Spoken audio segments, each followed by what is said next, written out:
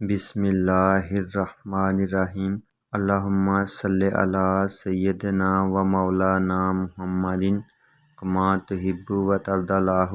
تمام عاشقان مصطفیٰ صلی اللہ علیہ وآلہ وسلم کو السلام علیکم۔ میرے عزیزو، درود پاک پڑھ کر اللہ تعالیٰ اور ملائکہ کی صف میں شامل ہو جائیں، کیونکہ نبی کریم صلی اللہ علیہ وآلہ وسلم کی بارگاہ میں سب سے زیادہ درود پاک پڑھنے والی دو ہستیاں ہیں، اللہ تعالیٰ اور اس کے فرشتے۔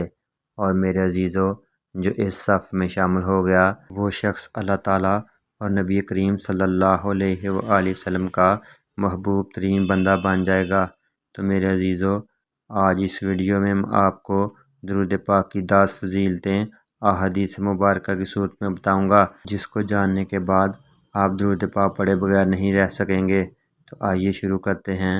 حدیث نمبر 21 سے نبی اکرم صلی اللہ علیہ وآلہ وسلم نے ارشاد فرمایا، جو شخص میرے اوپر میری قبر کے قریب درود بھیجتا ہے، میں اس کے درود کو خود سنتا ہوں۔ حدیث نمبر 22، آپ صلی اللہ علیہ وآلہ وسلم نے ارشاد فرمایا، مجھ پر درود پاک بھیجا کرو، اس لیے کہ یہ درود تمہارے لیے زکوٰۃ کے حکم میں ہے، یعنی یہ تمہارے لیے صدقہ ہے۔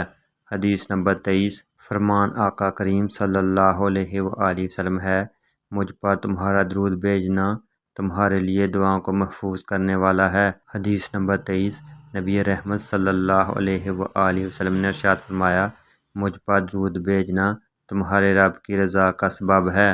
حدیث نمبر 25، نبی اکرم صلی اللہ علیہ وآلہ وسلم ارشاد فرماتے ہیں، جو بندہ میرے اوپر درود پاک بھیجتا ہے، یہ درود پاک اس کے گناہوں کا کفارہ ہے۔ حدیث نمبر 26، آقا کریم صلی اللہ علیہ وآلہ وسلم فرماتے ہیں، اول اللہ تعالیٰ کی حمد و ثنا کرو، پھر مجھ پر درود پاک بھیجو اور پھر دعا مانگو، نیز دعا کے اول اور آخر میں درود پاک پڑھنا مستحب عمل ہے۔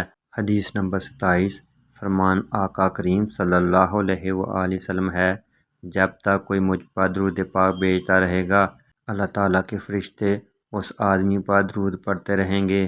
حدیث نمبر 28، نبی اکرم صلی اللہ علیہ وآلہ وسلم کا ارشاد ہے، جو شخص مجھ پر 100 مرتبہ درود بھیجتا ہے تو اللہ تعالیٰ اس شخص کو قیامت کے دن شہداء کے ساتھ مقام عطا فرمائے گا۔ حدیث نمبر 29، آقا کریم صلی اللہ علیہ وآلہ وسلم کا ارشاد مبارک ہے، جو کوئی 1 مرتبہ درود پاک پڑھتا ہے، اللہ اس کی 10 خطائیں معاف کرتا ہے، 10 درجے بلند فرما دیتا ہے اور 10 نیکیاں اس کے نامہ اعمال میں لکھ دیتا ہے۔ حدیث نمبر 30، نبی اکرم صلی اللہ علیہ وآلہ وسلم کا فرمان عالی شان ہے، جو شخص مجھ پر جمعہ کی رات 100 مرتبہ درود پاک بھیجتا ہے، وہ شخص کبھی بھی محتاج نہیں ہوگا۔ میرے عزیزو، احادیث مبارکہ کی روشنی میں آج میں نے آپ کو درود پاک کی 10 فضائل بتائے ہیں۔